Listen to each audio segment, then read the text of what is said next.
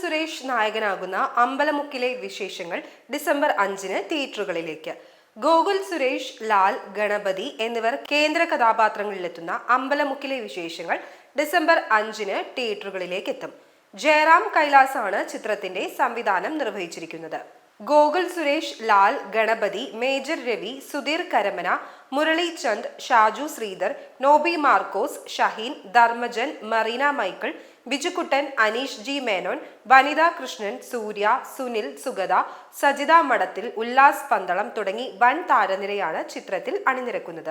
ചന്ദ് ക്രിയേഷൻസിന്റെ ബാനറിൽ ജെ ശരത് ചന്ദ്രൻ നായർ നിർമ്മിക്കുന്ന ചിത്രത്തിന് രഞ്ജിൻ രാജും അരുൾ ദേവും ചേർന്ന് സംഗീത സംവിധാനം നിർവഹിക്കുന്നു. അബ്ദുൾ റഹീം ഛായാഗ്രഹണവും രഞ്ജൻ എബ്രഹാം എഡിറ്റിംഗും നിർവഹിക്കുന്നു.